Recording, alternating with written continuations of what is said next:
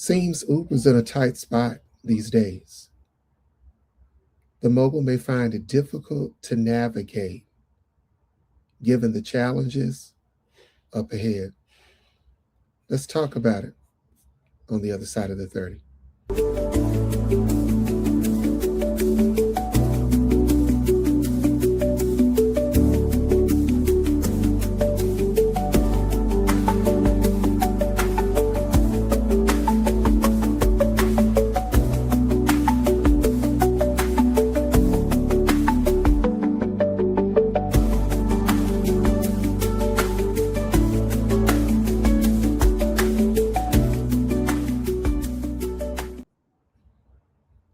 All right, and we're back. First, I want to thank you for joining me on Culturally Appropriate. I'm A. Lamont, always your host. And today, our focus is going to be on the sexual assault allegations that are prominent and lie ahead for the ride sharing mogul, Uber, or as they're known on the New York Stock Exchange, Uber Technologies. As you can see, according to the article here by Reuters, there is a trial that is set to begin, if it has not already, because the date of this article is January the 12th. But there's a trial set to be heard in the state of Arizona, the city of Phoenix, where an allegation of assault has been alleged. And this was actually reported or alleged back in the year of 2023. The victim comes out of Oklahoma, and I'm not sure exactly as to what the circumstances were that the individual was there, but nevertheless, they alleged that they were assaulted in the year of 2023 by an Uber driver. The individual also further states that Uber was aware of a wave of sexual assaults committed by its drivers, but basically had failed to take appropriate action. Now, I will interject and say that I do recall a lot of allegations and a lot of talk going on around Uber drivers during that period of time, right around 2023 or just a little bit before. I do recall hearing a lot of media, centered around that. And obviously, as stated here in the article, there was a lot of skepticism and scrutiny that was being cast on Congress as it relates to regulations in terms of Uber, about there being more stricter regulations in governing how they do business and the nature of it, and so forth. But we'll continue. We'll go further from there. It's also been noted, or you should be aware, that there have been more than 3,000 lawsuits of similar claims that have been filed, not and filed against Uber. Not only that, I do recall, like last year and then earlier, well, not this year, but last year, I would say right around the summer months, there was a lot of press and a lot of media that was going out about, physical assaults from their drivers. And yes, of course, there were assaults the other way or in the reverse, from clients or people who were riding, or maybe they were receiving courier services, right? But there was not only allegations or reports, but there was also footage that was out there, and I wish I had pulled up one of the clips that was on here, but I don't have it. Maybe I'll upload it as a short or something. But situations that were captured on camera of alleged drivers, actually getting into altercations with customers, with riders, like arguing, like right up face to face. There's one clip, and I'm going to upload that one where the alleged driver actually got up in the face of one of the riders. If memory serves me correctly, it was a couple, a man and a woman. And this, I don't know exactly what the argument was, but in any event, you see the individual, the driver, he confronts the man and then proceeds to, give him that uppercut to the nose. So yes, definitely some things do need to take place. It's a risky situation. One could say on both sides of the coin, right? It's a risky situation for the driver because sometimes, even with other parameters that you might try to put in place, you don't know 100 the character or the behavior or the mindset or thought of the individual in that moment when they get in that car, behind you or next to you in such tight quarters. The same thing is the reverse for the client, whether it be a client who is taking a ride in Uber from point A to point B, or whether it be a situation where there's a Uber driver coming to your location to bring you courier service. Excuse me. It is, there's always an element of a risk there, right? Um, but one would want to know, or one would be curious as to what are the guidelines or parameters maybe that Uber does have in place to try to guide the behavior and stipulate the expectations of both their workers and then also their clients. So I'm going to stop sharing this screen for a moment so that we can go to another screen that I pulled up. To be fair, right? Right. And we're going to let Uber, so to speak, do the talking themselves, represent themselves, at least here in our forum. As you can see here on the screen, let me make sure that you can see it. No, you can't. Okay.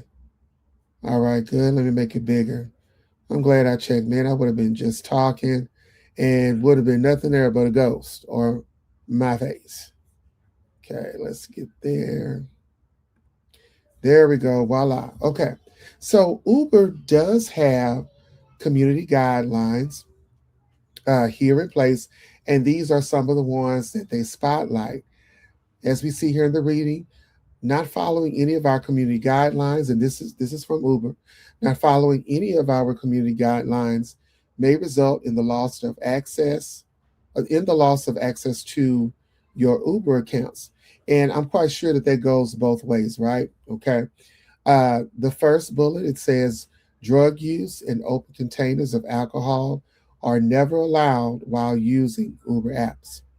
Second bullet states discriminating against someone based on such traits, and I'm not going to read all of them for time purposes, but such traits as those as typical, like color, race, disability, gender, identity, marital status, religion, um, sexual orientation, so on and so forth. Uh, those that are protected under the law or relevant law.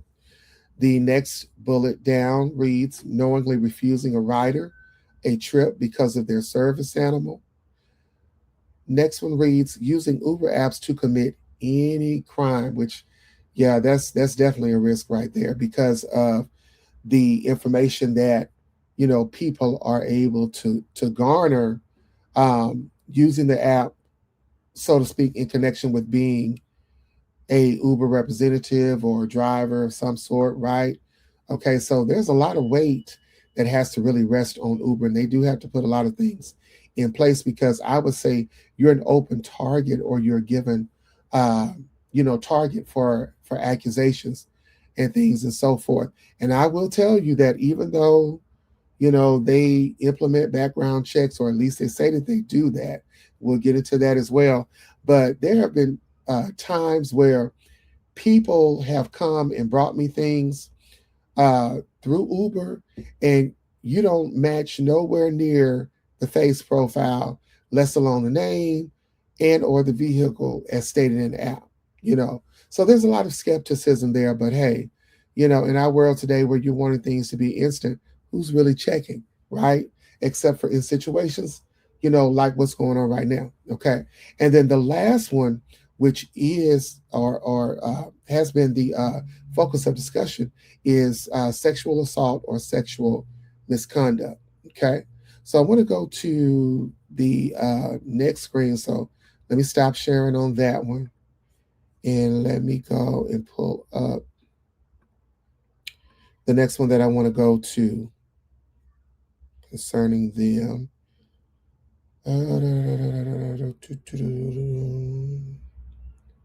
Let's go to their safety report. Okay, let me add it here for your viewing. Bam, there we go. Okay, please excuse my voice, you all. I'm still recovering from this crazy weather that we have, but just keep rocking with me, okay? Thank you. All right, this is Uber's safety report, and it should be noted that this is a report compiling data or information spanning the time from 2021 and 2022. So unless there's something else out there and I did not see it, um, this is the most recent safety report from them. So I would really be curious to see reports covering 2023 and 2024, right?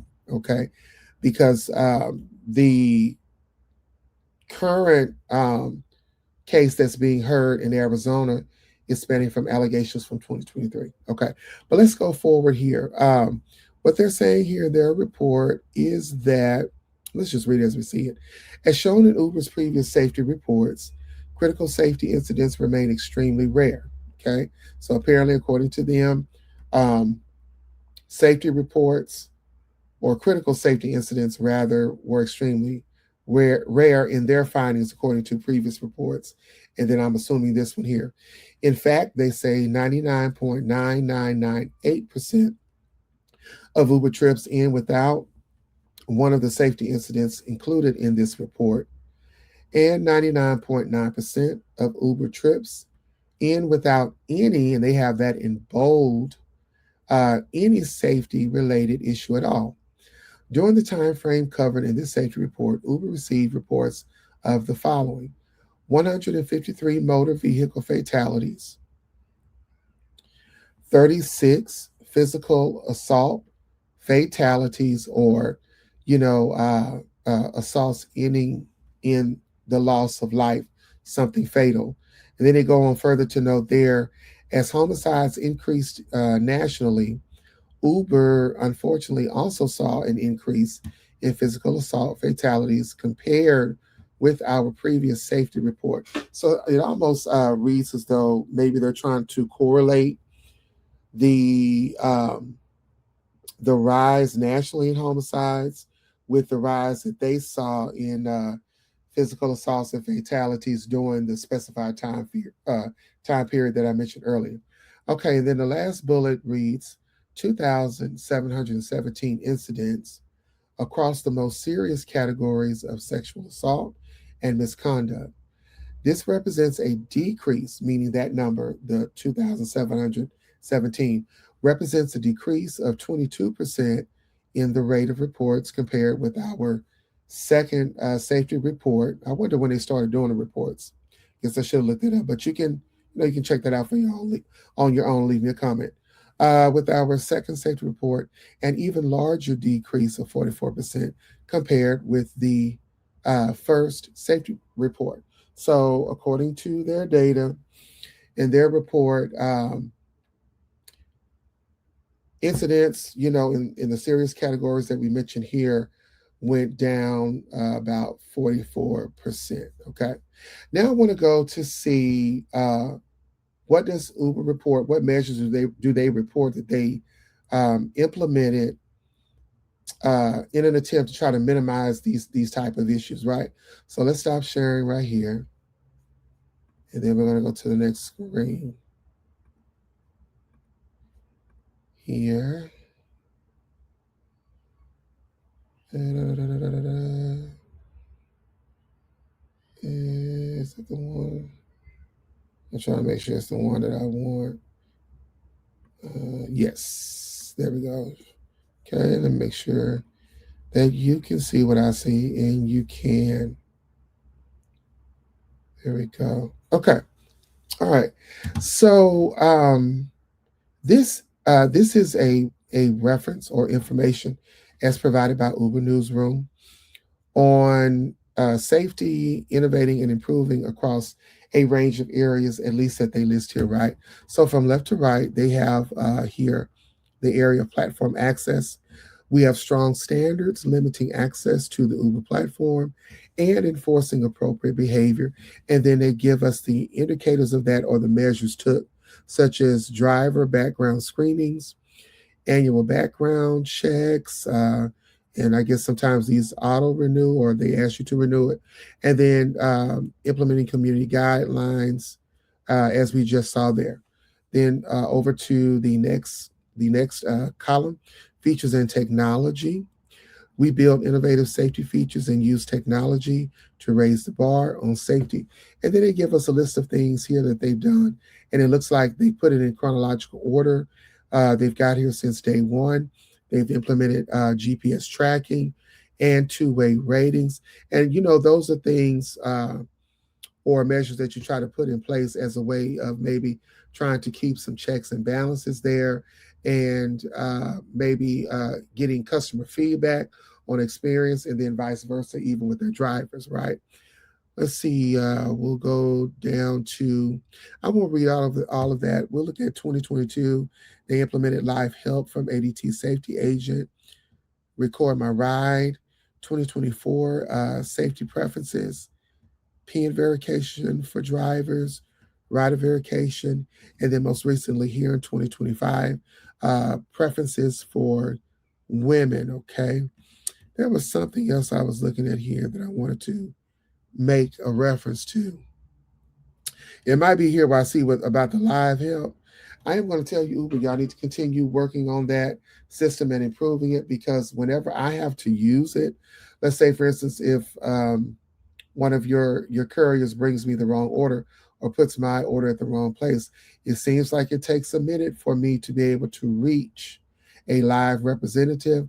I don't know if that's by default or if that's intentional, but it's like I got to go through almost 10 prompts dealing with AI before I can actually talk to a live person. And when you're dealing with my money and I didn't get what I paid for, I need help ASAP. I don't need AI, okay? I need a live representative, somebody that I can hold accountable. Moving on. All right, in the next column, support and response, the measures. Let me read that. They say we built robust reporting and response systems to support riders and drivers. And then here they list 24-hour, 7 days a week support. I don't know about that so much. They talk about 10 ways to report. So they have increased the variety of ways in which a customer or client can report. And then they indicate there Uber Survivor Resources, Hotline, and Fund. And I wonder what that's about. Look at that later. Okay, then the last column, expert partnerships, transparency and reporting. They state expert advice guides our work and we hold ourselves accountable by being transparent. So basically, that in a nutshell is just to say, like, we partnered up with some people, we partnered up with some agencies to help us in the area of accountability. Um, probably to the general public in ways of, networking and kind of like being transparent on what we're doing and, issues and situations that have occurred. And I would assume, likely they have to do that, especially being on the New York Stock Exchange. Okay. All right. So in closing, I'm curious to hear some of you all, your experiences, maybe what your thoughts are on these allegations, the uh, reports, and the hearings that they are facing. You know, do you think that this is, pretty much going to be typical, or it's going to come with the territory? Uh, Uber, I won't say they have a monopoly, but they have a larger presence, right? I reference them as a ride sharing mogul, right? Because in my opinion, they they are bigger in terms of the service that they provide, the technology that they use, the degree to which they provide it, the efficiency of it, so on and so forth.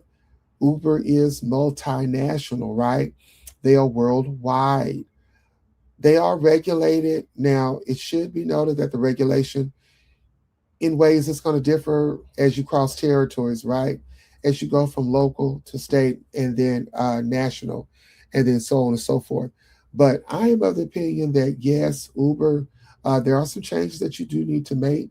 It seems as though, from what we've read, that you are trying to put forth that effort, and so you are to receive kudos in that. But given the nature of your service or how you provide your service, there are major risks there that are involved. So there are some steps that you're going to need to take, especially uh, dealing in the area where your clients or the people that you serve, they have, direct one-on-one contact with your workers. And I do understand that one of the major arguments that Uber is trying to rest its defense on, according to reports, is that its workers are contract laborers, thereby alleviating them of certain liability or degree of liability. Now, we understand, those of us that know business or have done business, we understand that when an employer, a major employer, makes you contract labor, that is to that employer's benefit, right? And then sometimes for the worker, it may be to their benefit as well. It just depends on the scenario, okay? But that's not um, a box or a leg to stand on, if you will, alone. I don't agree with that. I do feel that you do, and when I say you, I'm talking about Uber. Uber, um, you do take on a degree of liability, and you are going to have to accept that. You're going to have to embrace that, and you're going to have to do things within reason, put things reasonably within place to try to minimize those things and try to control, to a certain degree, what you can control, right?